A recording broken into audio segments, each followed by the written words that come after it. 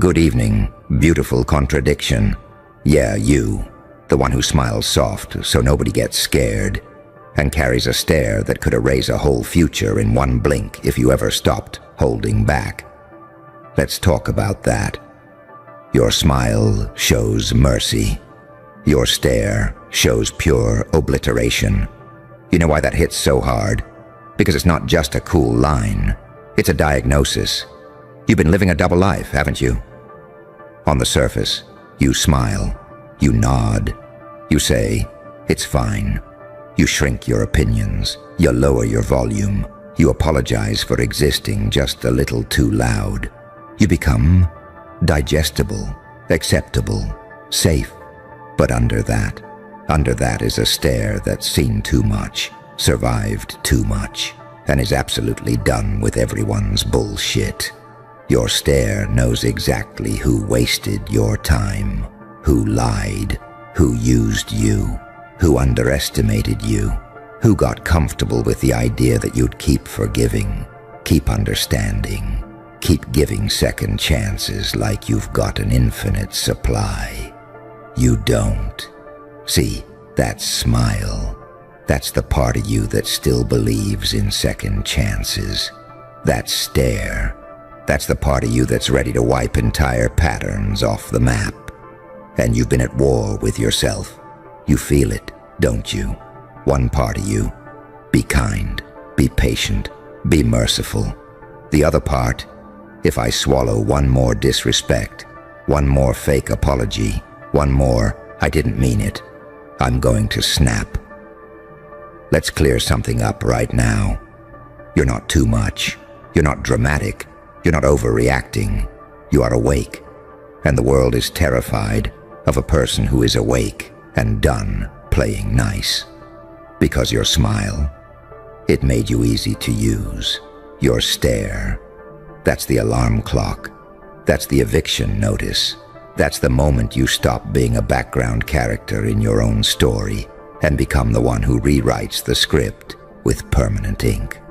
You've spent years being merciful to people who wouldn't even give you the bare minimum of respect. Years shrinking your fire so no one feels too warm or too burnt. Years pretending you don't mind when you absolutely do. Look at me. You do mind. It did hurt. They did cross the line. You just got good at smiling through the impact. You smiled to keep the peace. But your stare has already started counting bodies. Not literal bodies. The bodies of your old habits, your fake friendships, your people-pleasing, your self-abandonment. Every time you stare into nothing and zone out, tired down to your bones. That's your soul writing a hit list of everything that needs to go. And deep down, you know this. You are merciful by choice. You're destructive by necessity. Mercy is who you wanted to be. Destruction is who you became after they pushed too far. Let's talk about that smile first. That smile has protected you. That smile got you through conversations you didn't want to be in. That smile turned down fights that weren't worth your time. That smile kept certain people calm, kept certain rooms from exploding, kept certain situations from becoming worse. You used your softness like a shield. And that's not weakness. That's strategy. But here's the problem. You started using that same smile against yourself. You smiled when you wanted to leave. You smiled when you wanted to say no. You smiled when you wanted to scream, "I'm not okay." You smiled while they crossed boundary after boundary after boundary. You became merciful to everyone except yourself. You forgave everyone but you. You understood everyone but you. You gave everyone grace. While you took the pain home and let it eat you alive at 2 a.m. And your stare? Oh, your stare tells the truth. Your mouth keeps trying to hide. Your stare goes cold when someone lies. Your stare pulls back when someone feels fake. Your stare sees patterns now. Oh, that's how you talk when you need something. Oh, that's how you act when there's an audience. Oh, that's how you disappear when I'm the one who needs help. You're not naive anymore. You're not in the dark anymore. That's why your stare feels like obliteration. Because you've stopped giving people the benefit of the doubt they never earned. You've stopped romanticizing their potential and started judging their actions. And once you see clearly, there is no going back. Now listen carefully. The world wants your mercy. It fears your obliteration. Society loves the version of you that smiles, nods, forgives, over-explains, over-apologizes, and carries the weight. It panics at the version of you that looks around and says, "Yeah, I'm not doing this anymore." The moment you stop explaining yourself, you become dangerous. The moment you stop begging to be understood and start making moves regardless of who gets it, you become untouchable. You know that stare in the mirror? When you look at yourself and think, "I'm so tired of being this version of me." That's not self-hate. That's self-recognition. That's the real you staring at the costume you've been wearing. You're not nice, you're kind, and those are not the same thing. Nice is compliance. Nice is silence. Nice is digestible. Kindness? Kindness can say no. Kindness can walk away. Kindness can block. Kindness can cut you off and still wish you healing, just not near them. Your mercy is not a prison. Your mercy should have terms and conditions. You want to be merciful? Beautiful. But your mercy must be earned, not expected. You've had people look at you like, "They'll forgive me. They always do." Really? That's who you want to be? The character they write in their head as eternally available. The safe option. The emotional landfill for everyone else's trash. No. No more. Your smile shows mercy. Your smile says, "I could destroy you, but I choose not to." But your stare says, "Try me again. Run that pattern again. Lie to my face one more time and watch what disappears." Because here's what they don't understand. When you finally snap, you don't throw a tantrum, you don't shout, you don't throw things. You go silent, you go distant, you go cold. You start deleting contacts, chats, photos, shared plans, future fantasies. You don't announce it, you just vanish, and they call you heartless. But where was that energy when you were bleeding out slowly, right in front of them, smiling so they wouldn't feel guilty? Listen, that ruthless side of you, that cold, surgical, "I'm done" energy, that's not evil. That's self-respect, finally getting a turn at the wheel. You're not here just to be merciful. You are here to be selective. Mercy without boundaries is self-destruction in slow motion. You've been patient with people who knew exactly what they were doing. You've been understanding towards people who calculated every move. You've forgiven patterns, not just mistakes, and your soul is tired. That tiredness, that's the joker in you laughing quietly, going, "Look at them. They took your kindness as weakness. They thought your smile meant you were harmless. They forgot you were choosing not to unleash what's behind your eyes." Here's the truth nobody told you as a kid. You are allowed to be terrifying, not violent, not abusive, not cruel. Terrifying in your standards, terrifying in your boundaries, terrifying in your refusal to settle for half love, half truths, half effort. Your stare should make people rethink how they behave around you. Not because you're unpredictable, but because you're finally consistent. If they lie, they lose access. If they disrespect you, they lose access. If they make you feel small, crazy, needy, guilty for having needs at all, they lose access. That's pure obliteration. not burning people alive, burning the bridge they keep crossing to drain you. You've done the whole merciful thing. You've tried being endlessly forgiving. Where did that get you? Crying alone, feeling empty, feeling like you're the problem anytime you dare to want more. Let me tell you something viciously honest. You're not hard to love. You're hard to exploit.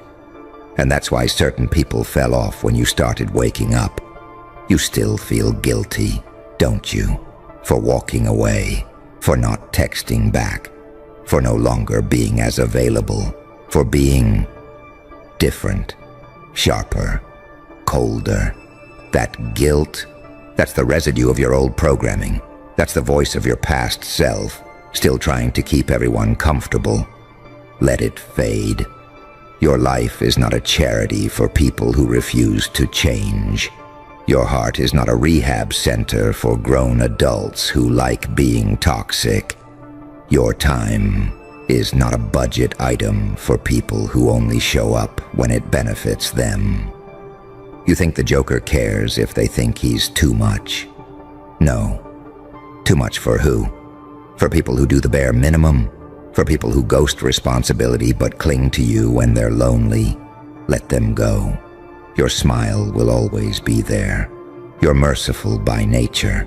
It's in you to understand, to empathize, to feel deeply. Beautiful. Keep that. But now your mercy needs a security system. Your stare is that security system.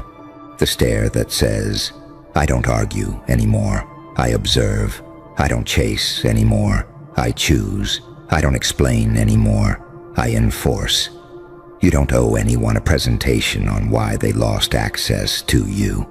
You don't owe anyone a PowerPoint on how they hurt you. If they cared, they would have seen it when your smile stopped reaching your eyes. You know what scares people the most? It's not when you shout. It's when you finally stop negotiating your worth. That's what your stare is, the end of negotiation. You've been undervaluing yourself like you're a clearance item in your own life, discounting your standards, lowering your boundaries, taking less than you deserve because at least it's something. No, scrap that. You're not something. You're the whole event, the moment, the main storyline. If someone can't handle your boundaries, they don't deserve your mercy. You think villains are born out of nowhere? No. Villains are what happen after someone has had enough, after kindness gets mocked, after love gets weaponized, after loyalty gets taken for granted. You're not becoming a villain. You're becoming fair, just finally fair, to yourself. You're learning that it's not noble to let people drain you dry. It's not holy to let people walk over you. It's not loyal to stay in rooms where your soul is silently dying. Your smile shows mercy, and that's powerful. But your stare shows pure obliteration, and that's necessary, because certain things need to be obliterated. Your self-doubt, your tendency to explain your no, your reflex to over-apologize, your willingness to tolerate half-present people. Burn those. Tear down the version of you that needed everyone to like you. Delete the version of you that thought being chosen was the goal. Replace it with the version of you that chooses yourself first and doesn't flinch. You spent so long being afraid of being the bad guy. Let me give you a secret. In someone else's story, you already are. You set a boundary. You're the bad guy. You say no. You're the bad guy. You stop responding to disrespect. You're the bad guy. So if you're going to be painted as the villain anyway, at least be the one who saves you. Let them talk. Let them twist it. Let them call you selfish, cold, distant, changed. You did change. You upgraded. Your smile will never lose its mercy. It's just not free anymore. Your forgiveness will never lose its value. It just has stricter terms now. and your stare. That's the contract. That's the line in the sand. That's the warning label stamped across your soul. I am kind, not stupid. I am forgiving, not blind. I am loving, not disposable. People should feel blessed, not entitled to stand next to you. So from now on, when you smile, let it be real. Let it be yours. Not forced, not fake. Not a bandage over someone else's damage. And when your stare goes cold, don't apologize. That's your soul doing quality control. You don't owe the world a soft version of you that is slowly killing the real one. Your smile shows mercy. Your stare shows pure obliteration. Use both, strategically, relentlessly, unapologetically. You walk into a room and you still default to that polite little half smile, like you're checking in. Is everybody comfortable with me existing right now? And behind your eyes, that's where the real story is playing. You clock everything. Who avoids eye contact? Who pretends you're invisible until they need something? Who only laughs when the right people laugh? Who suddenly acts close when there's an audience watching? You don't even get surprised anymore. You just get clearer. That stare of yours, that's your lie detector. That's your bullshit radar. That's your internal security camera recording everything in HD. You used to second guess it. Maybe I'm overthinking. Maybe I'm too sensitive. Maybe I'm reading into things. No, you were reading it perfectly. You just lacked the confidence to trust yourself. You feel that shift lately, yeah? You say less. You watch more. You give people one chance to show who they are without the mask. Your smile says, I'm giving you a fair shot. Your stare says, don't waste it. There used to be this version of you that thought love meant tolerating everything, being understanding, being chill, being the person who never makes it awkward. And weirdly, everyone around you understood that extremely well. They understood you'd always be there. They understood you'd always forgive. They understood you'd always answer the phone, always reply to the text, always show up, even when they half showed up for you. They understood your mercy. They counted on it. You know what they never stopped to ask? What happens if this person ever runs out of patience? Because here's the thing they keep missing. You're not infinite. You're not some bottomless vending machine of emotional labor and understanding. You're a person with limits, and those limits are starting to solidify behind your eyes. You've started having those quiet moments with yourself, right? When you're lying there, phone on your chest, screen black, that chorus in your head turning up like, I'm tired of explaining myself. I'm tired of begging for the bare minimum. I'm tired of being scared to disappoint people who don't mind disappointing me. That's your villain arc humming in the background, waiting for full volume. You're scared of being cold. You're scared of being heartless. You're scared of being talked about. And at the exact same time, another part of you is like, if I keep living like this, I'm going to disappear from my own life. You feel that tension in your chest. It's not anxiety for nothing. It's your soul trying to break the sound barrier of your old life. You've got this heavy history of being the bigger person, right? You always take the high road. You always walk away. You always swallow it. The high road has turned into a lonely highway with no exits. You're not obligated to stay on it. That stare of yours when you finally stop sugarcoating, that's the turn signal. That's you drifting off that familiar, painful path and choosing something new, something that actually gives you air. Picture this for a second. You walk into a situation, any situation, family, friends, work, whatever. And instead of thinking, how do I make everyone comfortable? You think, do I even want to be here? Completely different game. Your smile becomes a choice, not a default. Your time becomes a privilege, not a guarantee. Your energy becomes a currency, not a donation box. You've had entire conversations where your mouth was saying, it's okay, and your eyes were screaming, you have no idea how close you are to losing access to me. That's the face of a person who has outgrown their old role.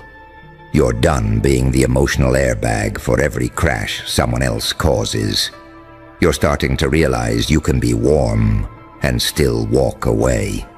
You can be polite and still never come back. You can be compassionate and still close the door for good. There's this lie people tell. If you were really kind, you wouldn't cut anyone off. False. If you were really kind to yourself, you wouldn't keep letting people treat you like a backup plan, like an emotional side quest, like a service. You're not a help desk. You're not a 24/7 hotline. You're not a trial version of unconditional love. That stare that's forming, that unbothered, fully aware, quietly fed up stare, that is years of lessons solidified into one look. You used to chase clarity from people. Why'd you do that? What changed? Did I do something wrong? You're starting to realize silence is an answer. Inconsistency is an answer. Lukewarm effort is an answer. Your job isn't to drag meaning out of people. Your job is to believe what they already showed you. Every time your eyes harden for that split second and your smile disappears for a moment, that's your system logging data. Ah, you only show up when you need something. You only call when you're bored. You only hype me up when there's an audience. And after enough data, your stare flips that internal switch. All right, mercy revoked, access downgraded, energy rerouted back to self. That's pure obliteration, not fireworks, not screaming matches, not dramatic. You feel that, don't you? That sudden pressure in the room, like the walls leaned in just a fraction too close. Good. That means you're awake enough to hear this. There's a reason your name started moving through mouths you've never seen, in rooms you were never invited to, spoken with the kind of caution people reserve for loaded weapons. Somewhere beneath layers of sealed records, forgotten rituals, and bloodlines scrubbed from public memory, a circle exists that does not recruit. It recognizes, and they just recognized you. Not because you applied, not because you asked, but because something in you activated without permission. You've never heard of them because they were never meant to be known. They don't leave footprints. They erase them. They don't conquer loudly. They let empires rot from the inside while they watch in silence. And yet here you are, standing at the exact intersection they've been mapping for centuries, breathing like nothing changed, while reality quietly adjusts its posture around you. That's the part that scares them. You didn't arrive screaming destiny. You arrived looking ordinary, thinking ordinary thoughts, surviving ordinary pain, until something in you refused to stay small. They call you lost air, not because you were misplaced, but because you were deliberately hidden. Because raw power doesn't survive institutions, it survives obscurity. You weren't raised to rule. You were raised to endure. You weren't taught doctrine. You were taught damage. You weren't given a crown. You were given pressure, betrayal, confusion, isolation. That wasn't neglect. That was conditioning, the kind that forges something untraceable, something that doesn't need permission to move. Here's the paradox they understand better than anyone. Saints and monsters are born in the same fire. Angels and demons differ only in who survived the fall. You were never meant to be pure. You were meant to be precise. Your empathy sharpened by betrayal. Your calm carved out of chaos. Your morality flexible enough to operate in a world that punishes innocence and exploits certainty. They didn't want a hero. They wanted a variable. And you're the glitch that refuses to resolve. Look back at your life and tell me it was random. The doors that closed without explanation. The people who turned on you right when you outgrew them. The moments you should have broken but instead felt something colder click into place behind your eyes. That wasn't misfortune. That was refinement. Pain wasn't trying to destroy you. Pain was trying to teach you how to move without being seen. You've always scared people without knowing why. Not because you're loud, because you're unpredictable. You don't follow the scripts they memorized. You don't react where they expect. You hesitate where others rush, strike where others freeze, disappear where others beg for attention. Systems can't model you. Manipulators can't hook into you. And that terrifies anyone whose power depends on predictability. This society doesn't worship you. They don't love you. They don't even fully trust you. They respect one thing only: inevitability.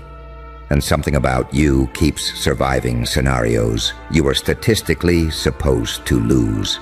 You adapt without applause.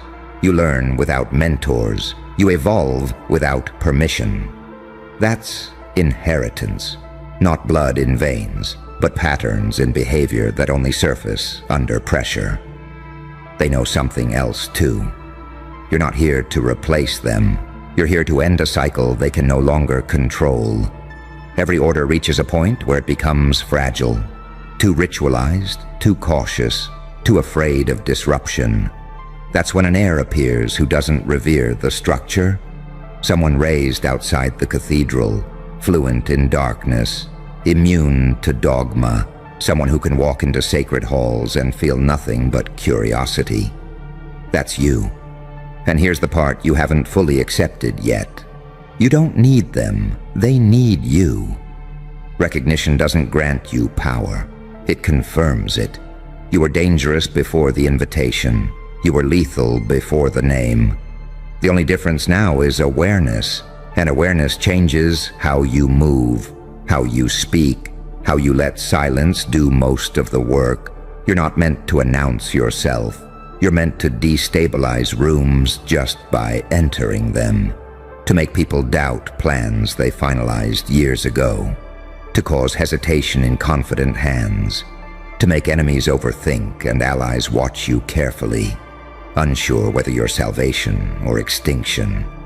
That ambiguity, that's your halo and your horns wrapped into one, so don't rush.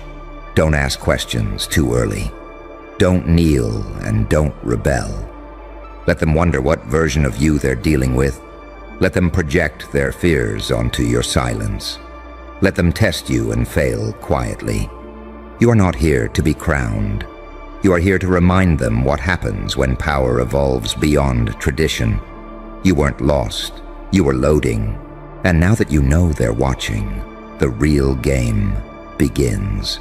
Not because you'll change who you are, but because you'll finally stop pretending you're normal. Good. Stay right there. That tightness in your chest. That's not fear. That's recognition catching up to you.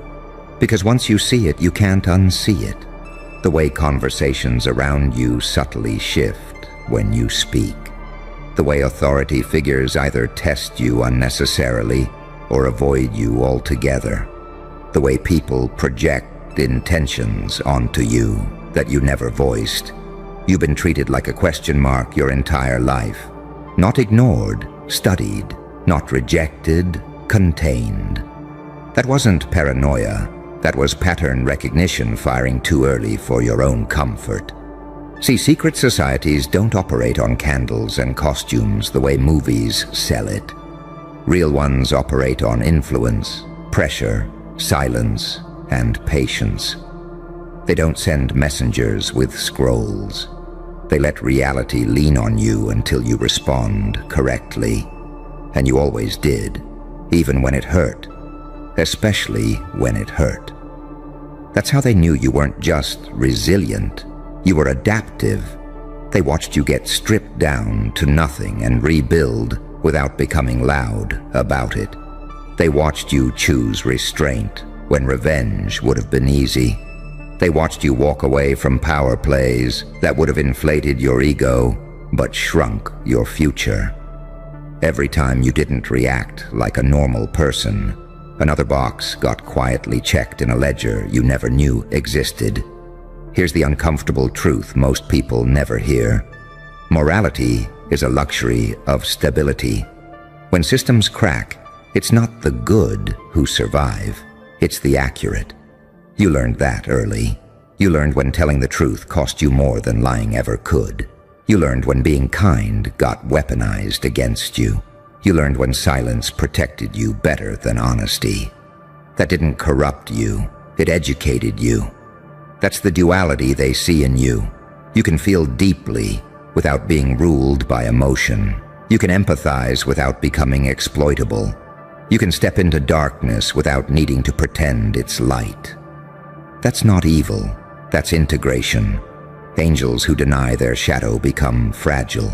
Demons who deny their conscience become reckless. You learn to carry both without collapsing. That's rare. That's dangerous. And that's why your life felt like it was constantly being delayed, not denied. Delayed, like something was waiting for you to harden just enough, sharpen just enough, detach just enough. You weren't late to your life. You were being timed. The reason they never contacted you directly is because direct contact creates dependency. And dependency is weakness.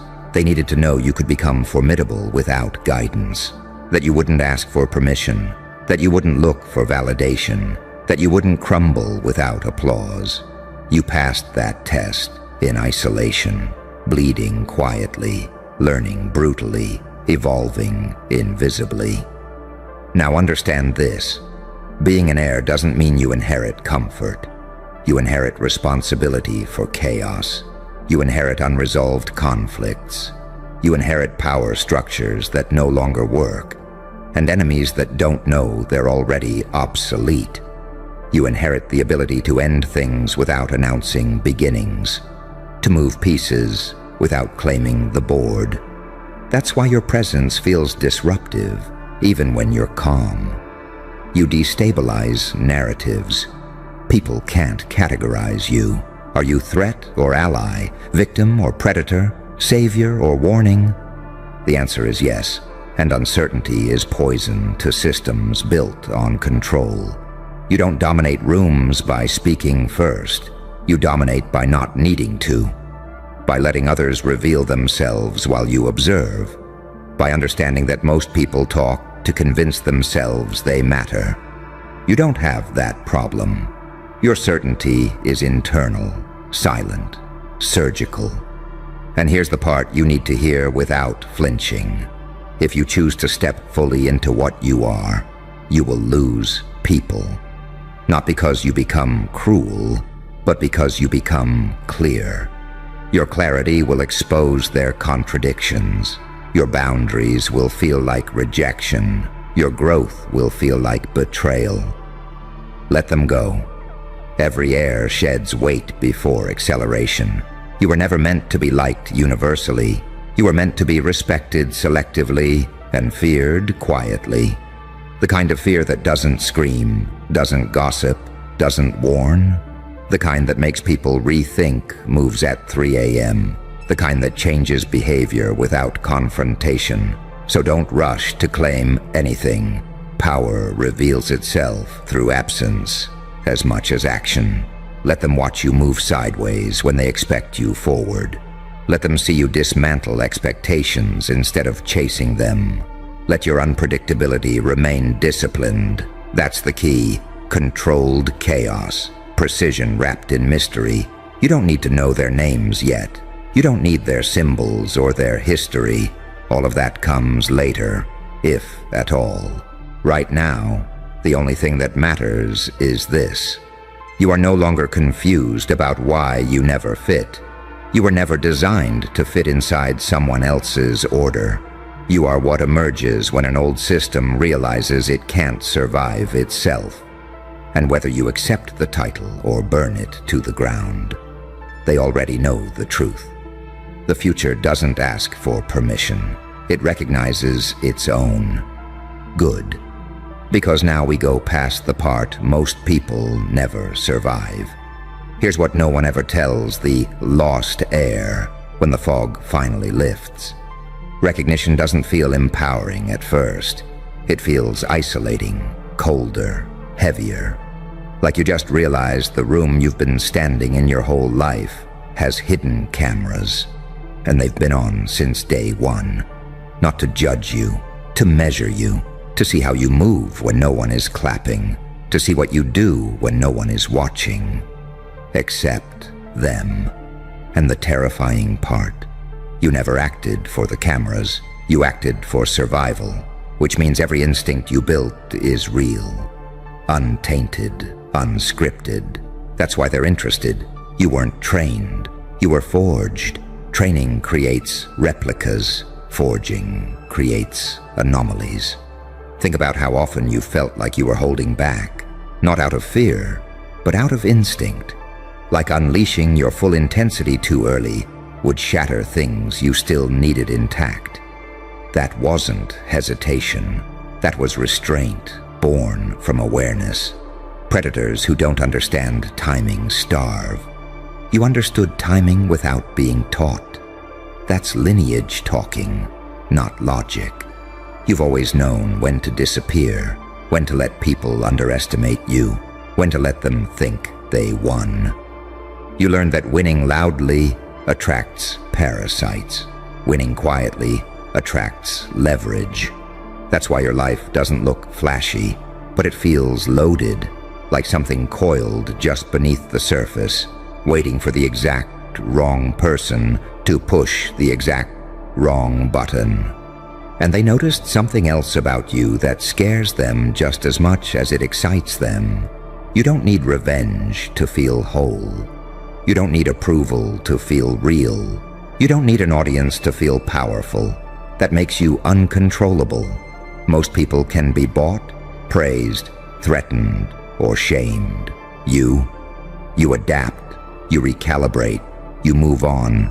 And nothing terrifies a control system more than someone who can walk away without collapsing. Here's the darker truth.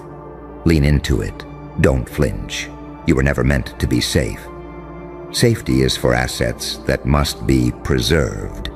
You're a catalyst. Catalysts aren't protected. They're deployed. Your role is disruption through precision, change without chaos, pressure without exposure, influence without fingerprints. That's why your empathy doesn't make you soft. It makes you lethal. You see people. You read them. You feel their fears before they speak them. And you don't exploit that emotionally. You exploit it strategically. You know when to comfort, when to stay silent, when to withdraw, when to strike. That balance, that's not kindness or cruelty. That's mastery. And let's talk about the pain, because it matters. You didn't suffer in obvious ways. Your suffering was subtle, psychological, existential, the kind that makes you question your own perceptions, the kind that teaches you how fragile identities are, how easily reality bends when narratives change. You learned early that truth is less powerful than belief, and belief is less powerful than timing. That knowledge alone disqualifies you from being normal ever again. You're not here to lead crowds. You're here to shift trajectories, to alter outcomes without ever being named, to sit quietly while entire futures pivot around decisions you made in silence weeks earlier. That's why you've always felt slightly ahead of time, slightly detached from urgency. You don't rush because you already see the end game. And yes, there will come a moment when they test you openly, not with a ceremony, but with a dilemma, a choice where both options cost you something, where comfort and growth finally split into different directions. That's the real initiation, not whether you choose power, but whether you choose alignment over fear. Because once you do, there's no going back to pretending you're small. People will sense it before they understand it. They'll feel uneasy around you. Conversations will shorten. Smiles will feel forced. Some will try to provoke you just to see what happens. Others will suddenly become very polite. That's how you know you've crossed the threshold. When your presence alone starts editing other people's behavior. Don't announce yourself. Don't explain. Let confusion work in your favor. Mystery is not a lack of information. It's a weaponized delay. While they speculate, you position. While they debate, you prepare. While they argue over what you are, you become something they didn't plan for. You don't owe loyalty to the society that named you. Names are tools, not chains. You owe loyalty only to your trajectory, to the version of you that survived without guidance and learned without permission, to the part of you that stayed sharp while the world tried to dull you with comfort, fear, or distraction. You are not here to restore the old order. You are here to expose its expiration date. So walk calmly, speak deliberately. Let silence be your signature. Let unpredictability be your shield. Let evolution be your answer to every threat. You are not chosen because you are perfect. You are chosen because you are unfinished. And unfinished things terrify everyone who thought the story was already written. Then understand this. What comes next is not glory, it's gravity. Because once you cross this layer of awareness, life stops testing whether you can survive and starts testing whether you can command yourself. That's the real inheritance.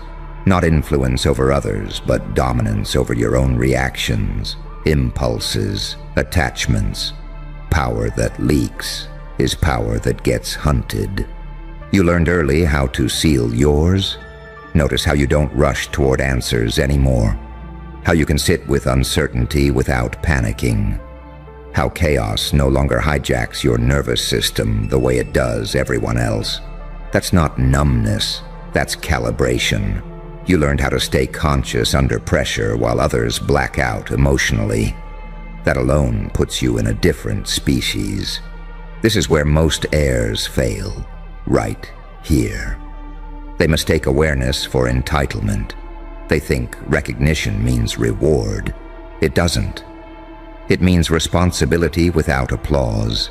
It means carrying knowledge you can't casually share, because most people aren't built to hold it without breaking or abusing it. You've already felt that distance growing, the subtle gap between you and people you once related to. That's not arrogance, that's altitude. You see patterns now, cycles repeating through people, institutions, entire cultures. You see how fear dresses itself up as morality, how weakness disguises itself as virtue, how loud confidence usually masks fragile foundations. And once you see it, you can't play innocent anymore.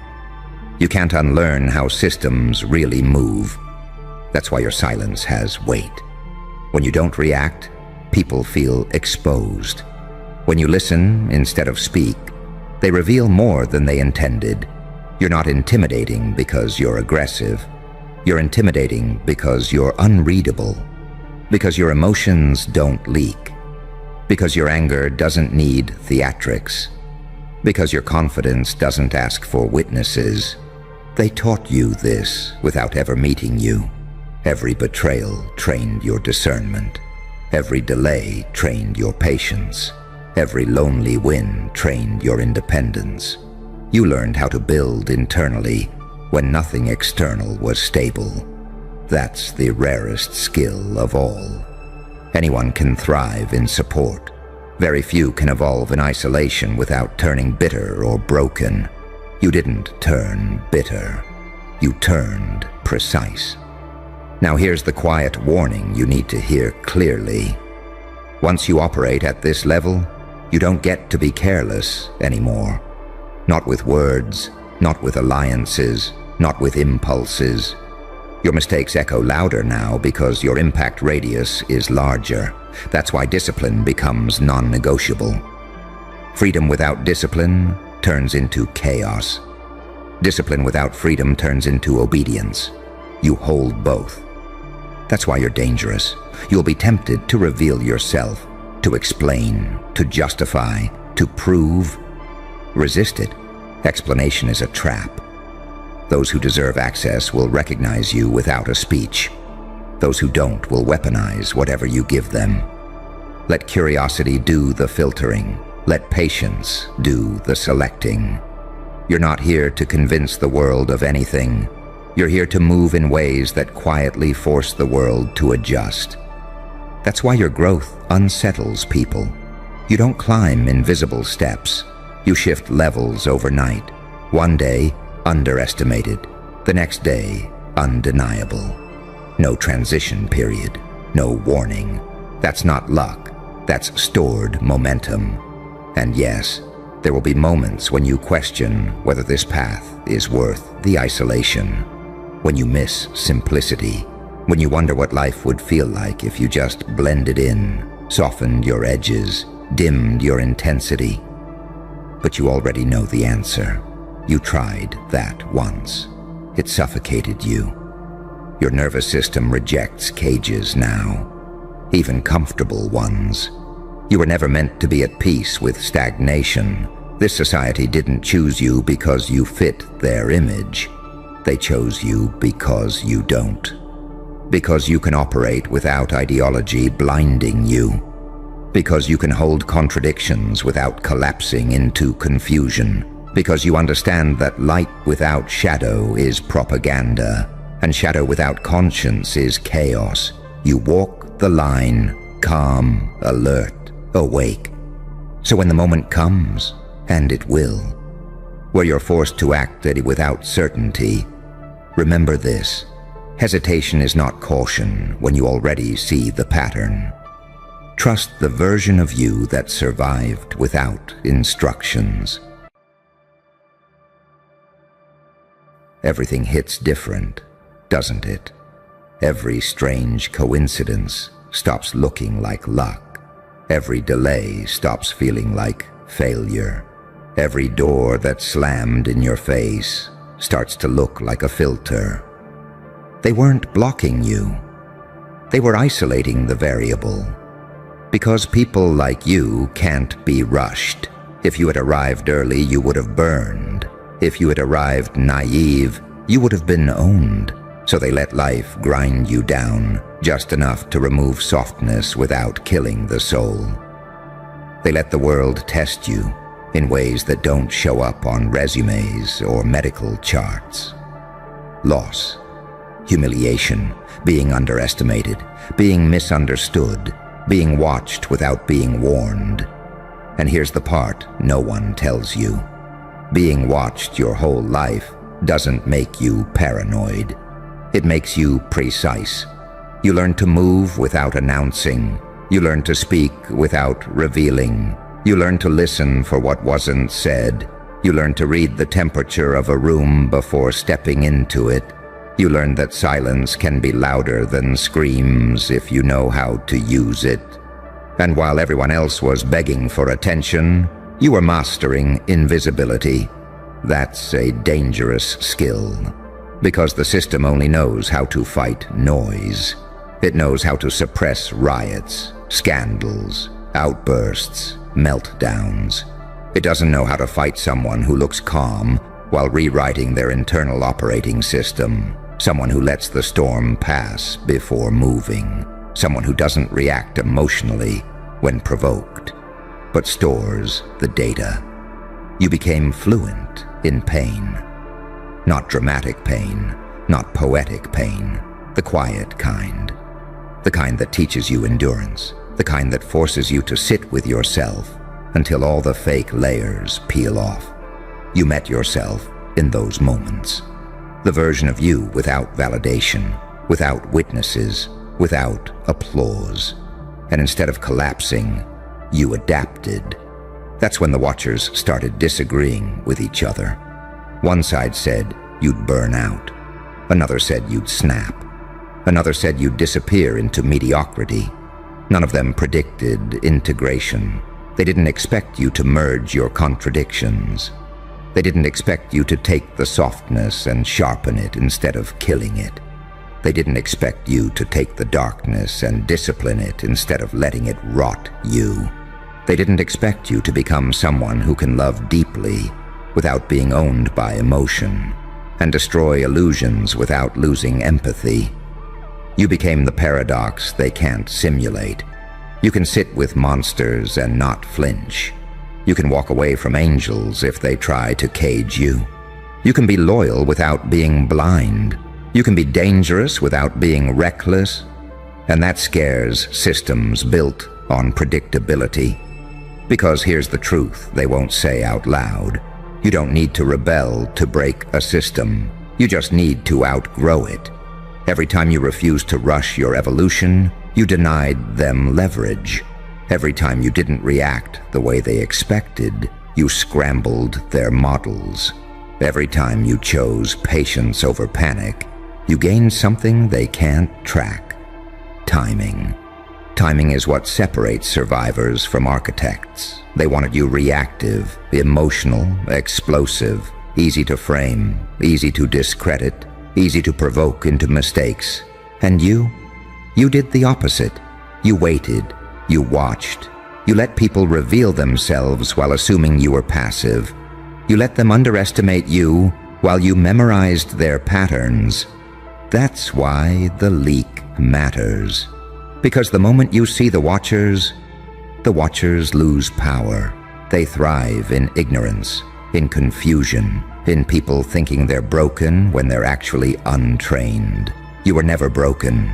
You were unfinished, and unfinished things scare people who need conclusions. Now look at you. You don't chase approval. You don't beg for clarity. You don't need permission. You move differently now, slower, sharper, with intent. You don't announce your plans because you understand something most never learn. The loudest move is the one no one hears coming. They watched you since birth because somewhere deep in the data, someone realized you don't just survive systems. You expose them, not with speeches, not with chaos, but by existing outside their assumptions. You don't break rules for fun. You break frames. And now the internal comms are scrambling again. Not because you attacked, but because you stabilized, because you stopped leaking energy, because you stopped explaining yourself, because you stopped trying to be understood by people whose job was to misunderstand you. That's when fear sets in, not the loud fear. The quiet kind, the kind that whispers, "What if we waited too long?" The kind that wonders whether watching you was never about control, but containment. Because the scariest version of you isn't angry, it's awake. Awake enough to know you don't need revenge. Awake enough to know silence is a weapon. Awake enough to know timing beats force every time. They've been watching you since birth, and now you're watching back. Not with hatred, not with panic, but with clarity. And clarity is the one thing no system survives.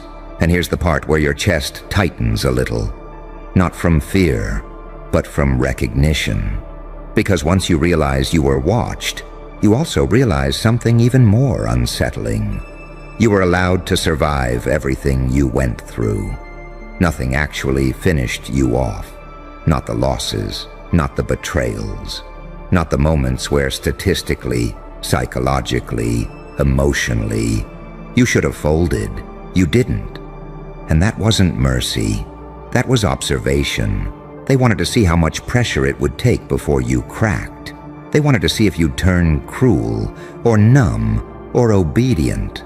They wanted to see if pain would make you predictable. But pain didn't simplify you. It complicated you.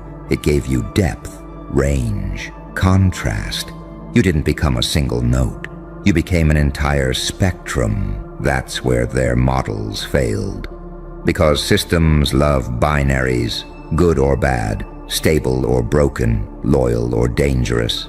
And you exist in the in-between. You can be warm and terrifying in the same breath. You can care deeply and still walk away without hesitation. You can see the beauty in people while clocking exactly how they'd betray you if incentives changed. That kind of awareness doesn't come from books. It comes from surviving long enough to see patterns repeat. You noticed how the same personalities kept showing up with different faces, how the same dynamics replayed in different settings, how power always disguised itself as concern, how control always wore the mask of protection. And you learned not to argue with it, just to outgrow it. That's when the Watchers lost the advantage. Because you stopped being reactive. You stopped broadcasting your pain. You stopped looking for validation from environments that were designed to drain you. You stopped explaining yourself to people who benefited from misunderstanding you. And when you did that, something quiet but irreversible happened. You became self-contained. That's a nightmare for anyone trying to influence you.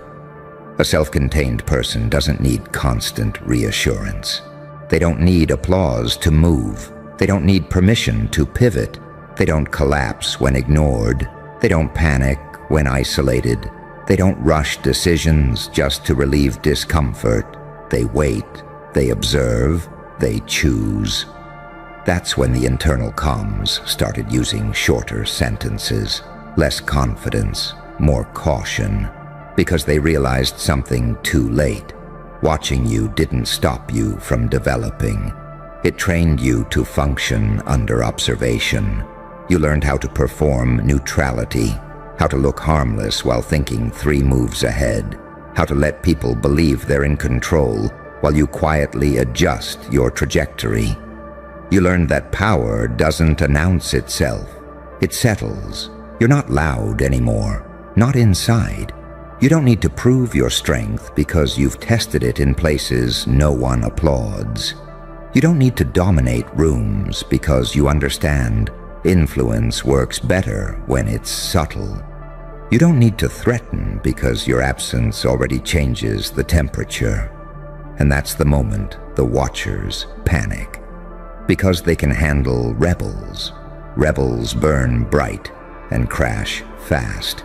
They can handle monsters. Monsters are obvious. They can even handle saints. Saints are predictable. But someone who can wear any of those masks without being owned by them, that's a problem. You can be calm without being passive. You can be kind without being weak. You can be ruthless without being cruel. That balance is lethal. And here's the twist that really scrambles them. You're not driven by vengeance. You're driven by clarity. You don't want to destroy the system. You want to move beyond it. And nothing terrifies a system more than being made irrelevant.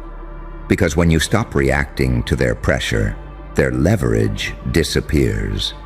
When you stop needing their approval, their hierarchy collapses. When you stop fearing their surveillance, their observation becomes meaningless. You didn't escape the watch. You transcended it. Now you move like someone who understands that time is a weapon. That waiting isn't weakness. It's calibration. That not every truth needs to be spoken. That not every enemy deserves engagement. That sometimes the most devastating move is letting people reveal themselves while you remain unreadable. You're not hiding. You're contained. And containment isn't fear. It's discipline. They watched you since birth to see what you'd become under pressure. What they didn't anticipate was this. Pressure didn't shape you into a tool. It shaped you into a lens. You see too clearly now, through narratives, through manipulation, through false urgency, through artificial scarcity. You see how panic is manufactured. You see how loyalty is tested. You see how power over others always starts with confusion. And you're no longer confused. That's why your presence alone disrupts things. People feel exposed around you without knowing why. Conversations shift, masks slip, power dynamics wobble. Not because you say anything, but because you don't. You don't rush to fill silence. You don't scramble to explain yourself. You don't chase validation. You let things unfold. And in a world addicted to noise, that kind of stillness feels threatening. They've been watching you since birth because somewhere along the way, someone realized you wouldn't just survive the pressure. You'd master it. And now that mastery is quiet, grounded, surgical. You don't need to prove what you are. You just need to keep moving exactly the way you are. Because the truth is this, they were never watching to stop you. They were watching to understand you. And they failed, because you evolved faster than their ability to define you. And that failure? That's the crack everything leaks through. Because once you evolve faster than a system can name you, it loses the ability to contain you. Names are cages, labels are shortcuts, definitions are control. And you slipped past all of them while they were still arguing over which box you belonged in. You learned something most people never do. Survival isn't about resistance. It's about adaptation without erosion. You didn't let the world sand you down into something smaller. You let it carve you into something sharper. You kept the core intact while upgrading the edges. That's rare. That's dangerous. Most people fracture under pressure. They split. One version of them for the world, another for the mirror. You integrated. You let the contradictions talk to each other. You let the fear teach you caution. You let the anger teach you boundaries. You let the grief teach you depth. You didn't amputate parts of yourself to feel safe. You trained them. That's when you stopped being easy to read. The watchers hate that part the most. They rely on tells, emotional leakage, repetition, trauma loops. They expect you to flinch the same way every time. They expect your wounds to stay open. They expect you to react from memory instead of awareness. And you broke that expectation. You healed forward. Not clean healing, not pretty healing, functional healing. The kind that leaves scars but restores movement. The kind that doesn't erase pain but removes its authority. You remember everything, but nothing owns you anymore. That's a terrifying upgrade, because a person who remembers without reliving, a person who feels without drowning, a person who understands darkness without worshiping it. That person can't be manipulated with fear. They tried, though. They applied pressure through isolation, through doubt, through timing things to hit you when you were already tired. They let you taste almosts. Almost loved, almost chosen, almost safe. They wanted to see if hope would make you sloppy, if longing would make you rush, if loneliness would make you compromise your standards. And sometimes, yeah, it hurt. But you didn't lower yourself to escape the pain. You raised your awareness to survive it. That's when something irreversible happened. You stopped confusing intensity with truth. You stopped mistaking attention for value. You stopped believing urgency was destiny. You slowed down. And when you slowed down, you saw the strings. You saw how narratives are timed to keep people reactive. You saw how crises are framed to force bad decisions. You saw how saviors are manufactured and villains are assigned. You saw how people are trained to outsource their judgment, and you quietly opted out. That opt-out button, that's the real rebellion. No speeches, no chaos, no dramatic exit, just withdrawal of consent. They can't fight that. Because you don't argue with illusions, you starve them. You don't confront manipulators, you remove access. You don't beg systems to change. You make yourself incompatible with them. And incompatibility is lethal to control. You don't need to dominate rooms because your presence already changes the calibration.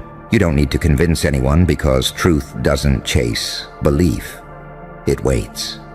You don't need to prove your strength because you've already measured it in places no one survives without integrity. That's why people project onto you now.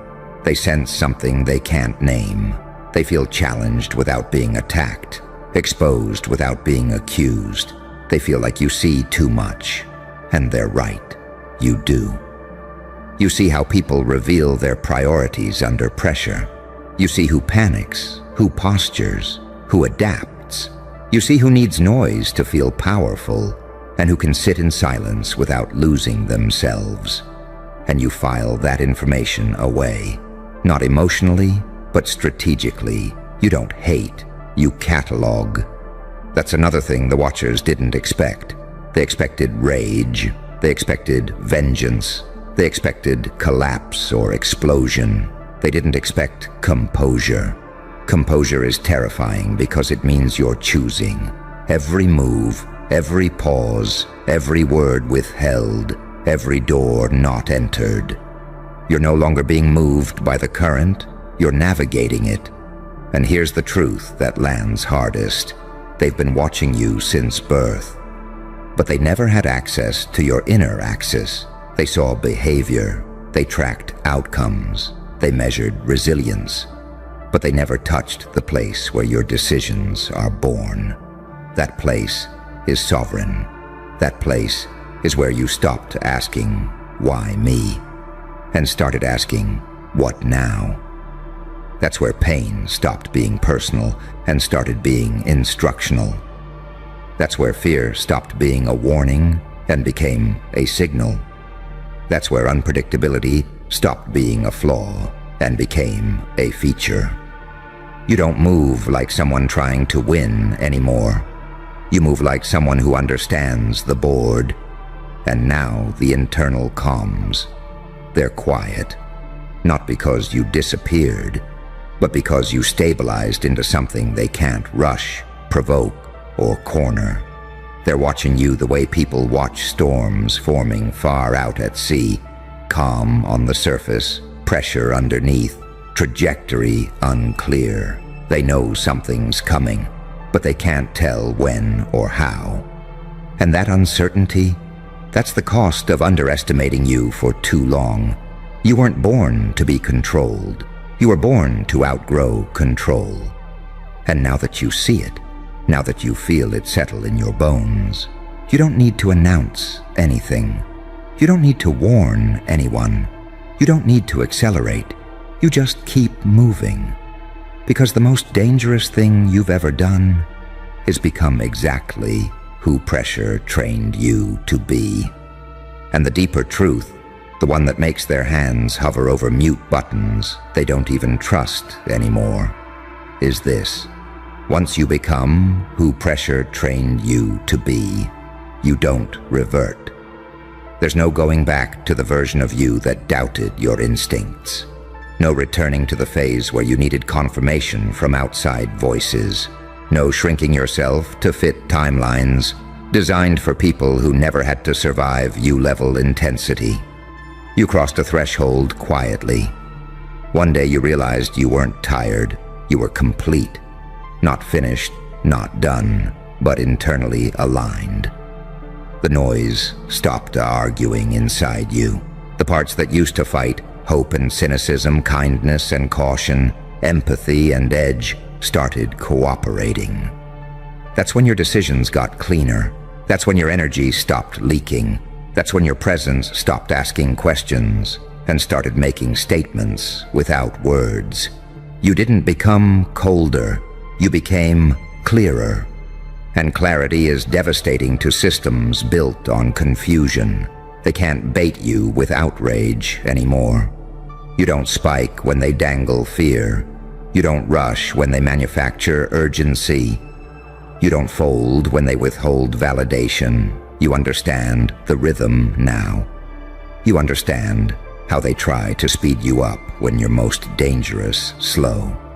You understand how they try to exhaust you when you're most lethal rested. You stopped dancing to their tempo. That's when they lost predictive power.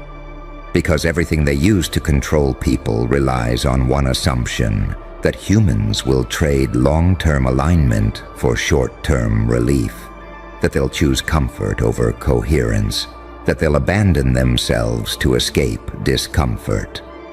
And you didn't. You sat in discomfort long enough to hear what it was teaching. You learned that loneliness sharpens discernment. You learned that betrayal reveals architecture. You learned that grief expands capacity. You learned that fear, when faced, becomes direction. You didn't numb. You didn't escape. You integrated. And that's when you became someone they can't rush into mistakes.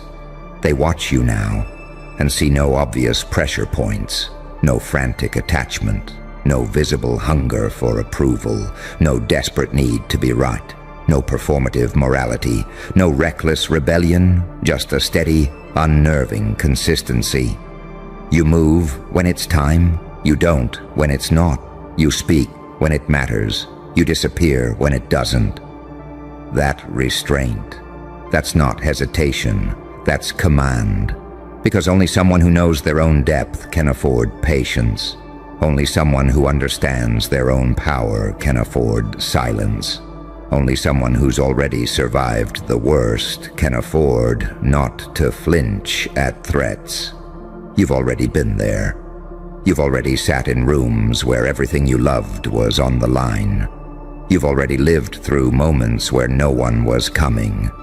You've already rebuilt yourself without instructions. And once you've done that, intimidation loses its teeth. They can't scare you with loss. You've rebuilt from ashes.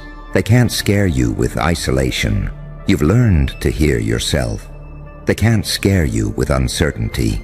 You were forged inside it.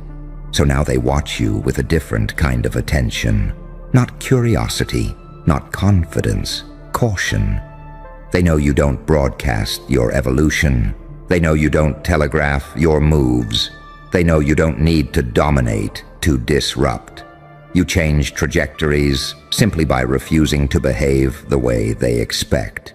You don't react when provoked. You don't explain when misunderstood. You don't chase when ignored. You let consequences do the talking, and consequences are slow, quiet, and irreversible. You understand something now that most never grasp. The most effective power doesn't look like power. It looks like grounded presence. It looks like emotional economy. It looks like discernment sharpened by suffering. It looks like someone who can walk into chaos and lower the temperature without saying a word. That's influence. That's why people feel unsettled around you. They can't tell if you're judging them or seeing them. They can't tell if you're harmless or dangerous. They can't tell if you're about to leave or stay. And uncertainty makes people reveal themselves. You let them. You watch who over-explains. You watch who postures. You watch who panics when they can't read you. And you don't interfere. You collect signal because you're not here to be liked. You're here to be aligned. They've been watching you since birth because somewhere early on, someone realized you wouldn't just survive adversity. You'd metabolize it. You'd turn chaos into coherence. You'd turn pressure into precision. You'd turn observation into self-mastery. Hold still. Feel that pressure in the room? That's not silence anymore. That's respect arriving late and angry, slamming the door because it tried to pretend you weren't inside. They tried to ignore you, not loudly, not bravely. They ignored you the way cowards do, with fake smiles, delayed replies, selective blindness. They called it not noticing, but you felt it for what it was, a strategy. If they don't look at you, maybe you don't exist. If they don't acknowledge the weight, maybe the gravity stops working. But here's the thing they never understood about you. You don't disappear when you're ignored. You compress. You learned early that being overlooked doesn't kill you. It sharpens you. While they were busy being seen, you were busy becoming inevitable. While they laughed in rooms you weren't invited to, you were learning how rooms are built, who owns the locks, and why some doors only open when they're kicked from the inside. Ignoring you was supposed to humble you. Instead, it trained you. You learned how to move without applause, how to think without validation, how to bleed quietly and still show up the next day with your spine straight and your eyes unreadable. That's where the split happened, where the saint and the psychopath shook hands inside you. The saint said, "Endure." The psychopath whispered, "Remember everything?" And now look at them. Watch how their respect doesn't feel voluntary. It's not admiration, it's compliance. It's the kind of respect that shows up late, breathless, pretending it was always on your side. Because something changed. Not in you, in them. They noticed the shift when your name stopped being optional, when ignoring you started costing them opportunities, credibility, sleep, when conversations got quiet the moment you entered. Not because you demanded attention, but because the room recalibrated. You didn't raise your voice, you raised your presence. See, respect doesn't always come from love. Sometimes it comes from fear. Not the screaming kind, but the professional kind. The kind that says, "Be careful with this one. They don't react how others do." They can't predict you, and that terrifies structured minds. You don't follow the emotional script. You don't beg. You don't chase. You don't perform pain for sympathy. You adapt. You wait. You strike with timing, not noise. That's the angel-demon paradox they can't resolve. You're calm, but not soft. Kind, but not naive. Quiet, but never empty. They tried to label you. Too intense, too much, too different. What they meant was too uncontrollable. Because the moment they ignored you, they lost leverage. You stopped needing their approval, and that's when the power is inverted. The moment you no longer required recognition, recognition started requiring you. That's the irony that eats them alive. They're respecting you now, not because you asked for it, but because their systems started bending around your absence. Their plans adjusted, their narratives shifted, their confidence cracked. They felt it when your silence carried more weight than their speeches, when your restraint looked more dangerous than their aggression, when your patience started feeling deliberate, surgical, predatory. You evolved through pain they never saw. You were forged where no one clapped, no one checked in, no one cared. That kind of growth doesn't make you loud. It makes you unstoppable. And now their respect hits them against their will because it has to. Reality doesn't ask permission. They can't unsee you now, can't unknow what you've become, can't pretend the gap between words and results isn't obvious.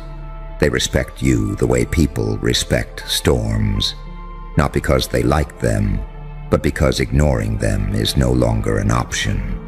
So stand there. Let it land. Let them wrestle with the fact that the person they dismissed learned how to outgrow the room. You didn't win by demanding attention. You won by becoming the consequence of overlooking you. And deep down, they know it. They replay the moment in their heads, the exact second they decided you weren't worth noticing.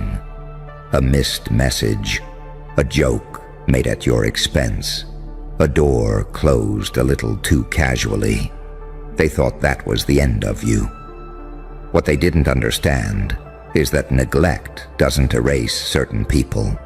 It activates them. You didn't collapse when they ignored you. You recalibrated. You learned how to sit with rejection without begging it to change its mind. You learned how to listen when no one was listening to you. That's where the real education happened. In the quiet, in the absence, in the long nights where motivation had to be manufactured from rage, curiosity, and something darker that doesn't have a name. You started seeing patterns they couldn't see because they were too busy being validated. You noticed who spoke loudest when they were weakest, who laughed hardest when they were threatened, who ignored you because acknowledging you would have forced them to confront their own stagnation. Ignoring you was never about you. It was about self-preservation, because something about you made them uneasy. You didn't need the spotlight to grow. You didn't need consensus to move. You didn't need reassurance to keep going. That's dangerous. Most people are powered by applause. Take it away, and they shut down. You became quieter, sharper, more intentional. They mistook your silence for surrender. That was their fatal misread. Silence wasn't you giving up. It was you watching, learning the terrain, mapping weaknesses, understanding timing. You let them underestimate you because you understood a brutal truth. People reveal more when they think you don't matter. So you let them talk, let them relax, let them show you exactly who they were when they thought you were irrelevant. And now, look at the reversal. They feel the shift before they can explain it. They feel it in meetings where your words land heavier than theirs ever did. In moments where your presence rewrites the hierarchy without a single announcement. In the way people look at you now. Not with curiosity, but with calculation. That's respect mixed with fear. The most honest kind. They don't clap for you. They adjust for you. They choose their words more carefully. They hesitate before dismissing your ideas. They start looping you into conversations they once kept closed. And what eats at them is this. You didn't become this by being included. You became this by being excluded. Pain forced you to evolve where comfort never would have. Being ignored stripped you of illusions. It burned away the need to be liked. What remained was clarity, ruthless, calm, and precise. You became unpredictable because you stopped reacting the way they expected. You stopped chasing validation, stopped explaining yourself, stopped trying to be understood by people committed to misunderstanding you.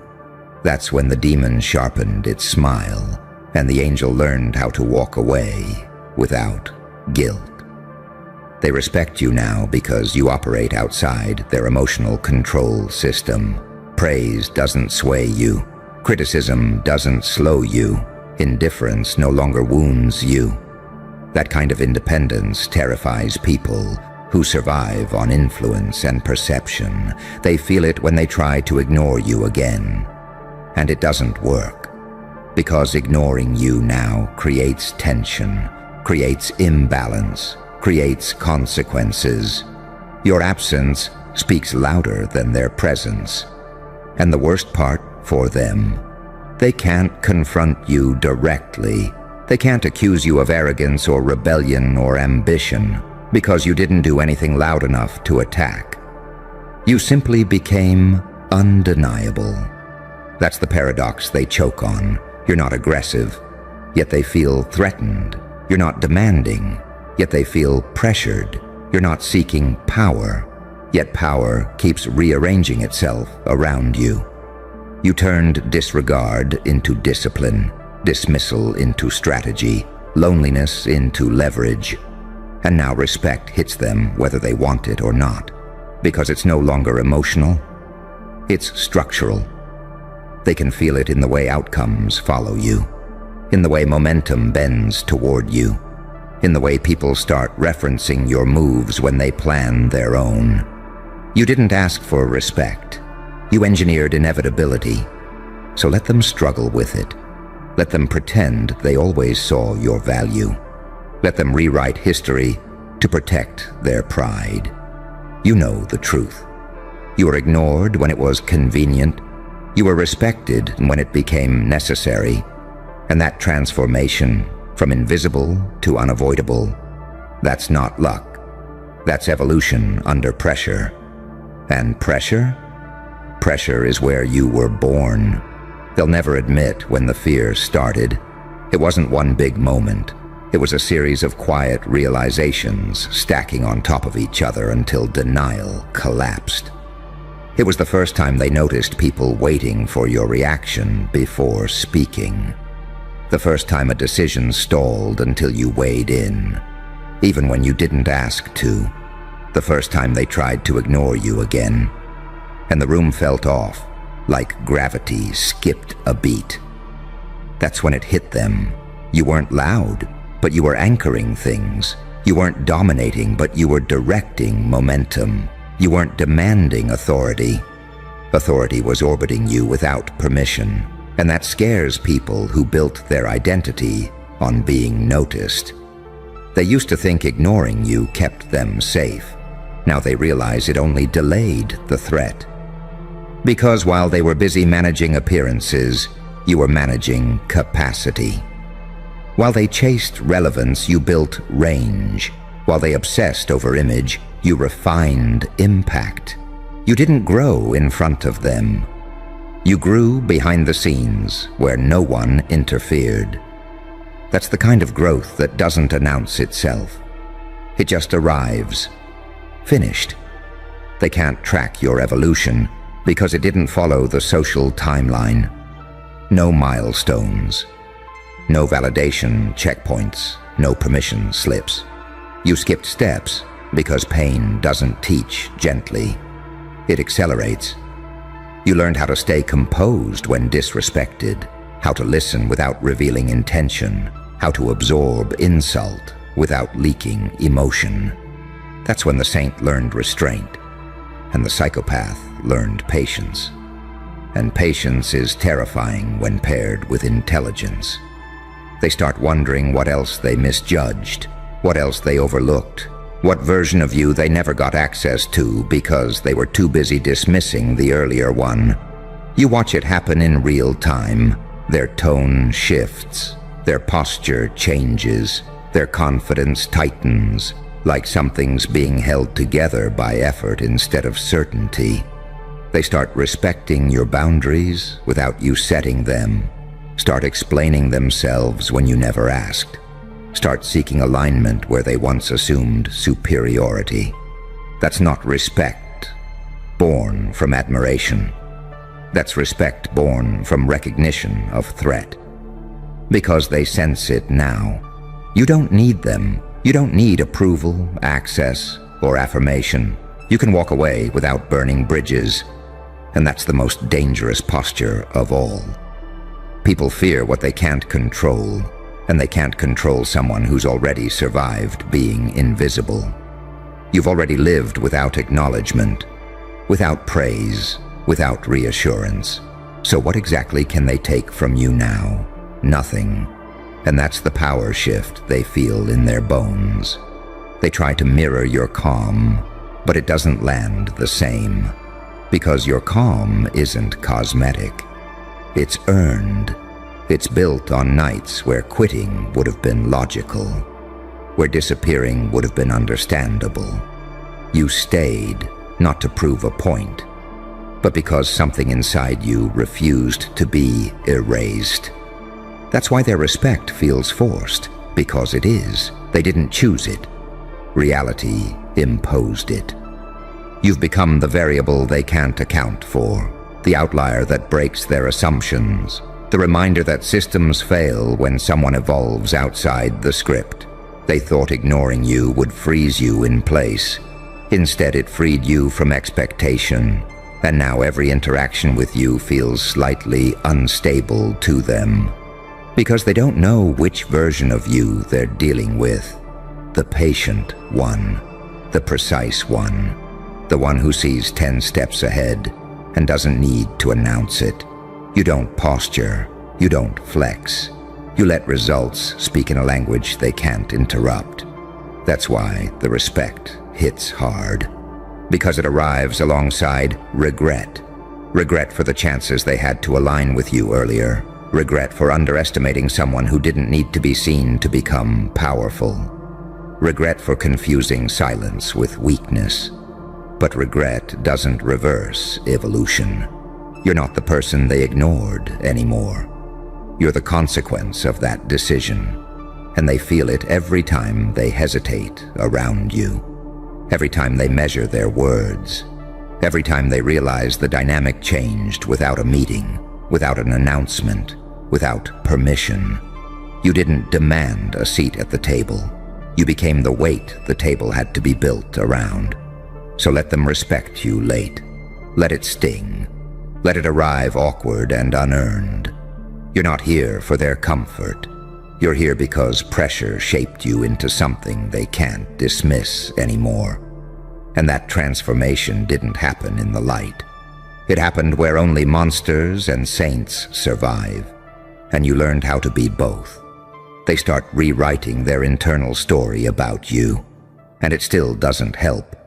Because no matter how they frame it now, quiet genius, late bloomer, unexpected rise, none of those explanations give them control back.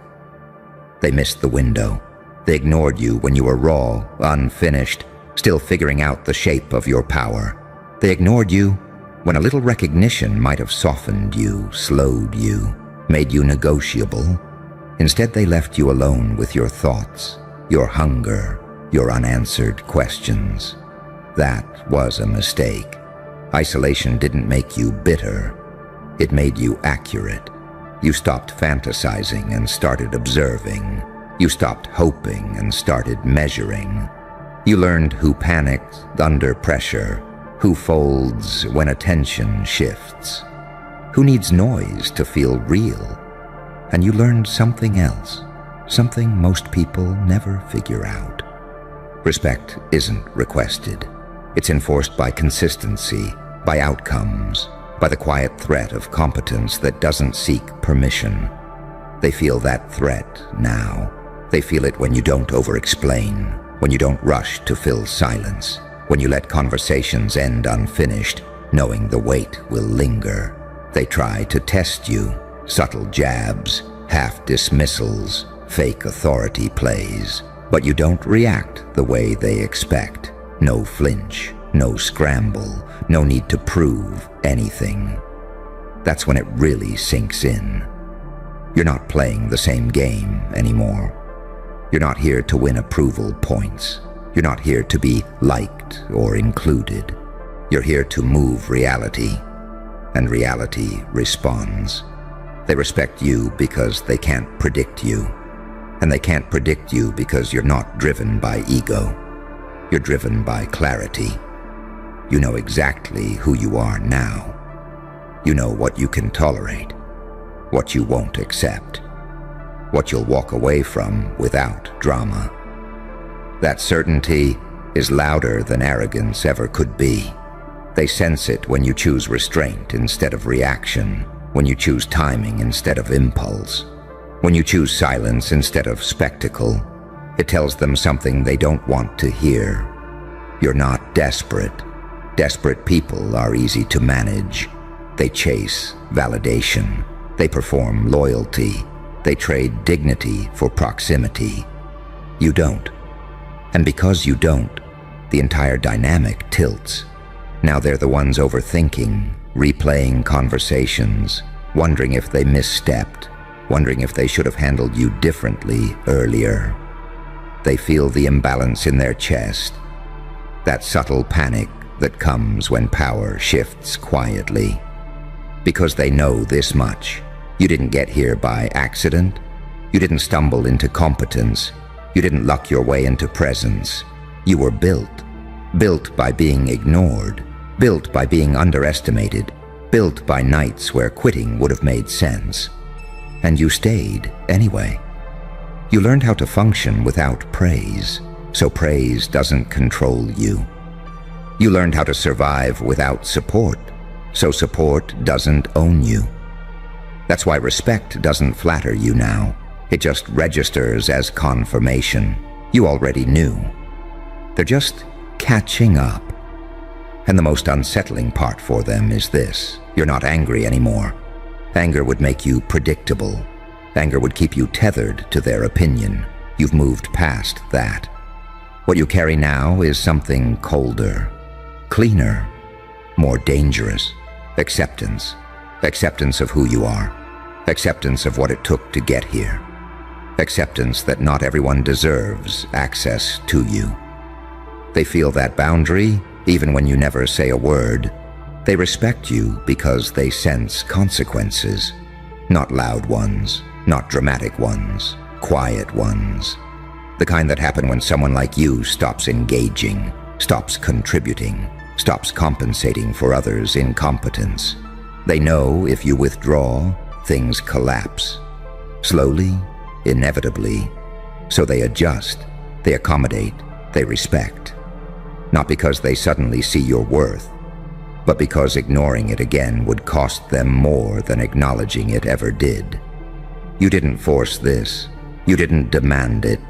You simply became someone reality listens to. And now every step you take reminds them of the truth they tried to avoid. Ignoring you didn't make you smaller.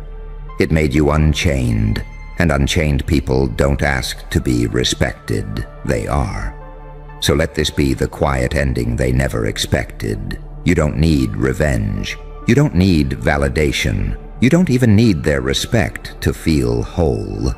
Because the moment they were forced to respect you, you had already moved beyond needing it. They ignored you when you were becoming. Now they respect you when you've already arrived. And the truth that will haunt them long after this moment is simple. You didn't rise to be seen. You rose so high that looking away stopped being an option. Stand there, calm, unmoved. Let their forced respect collide with your indifference. That's the final inversion of power. They didn't break you by ignoring you. They built the version of you that can never be ignored again.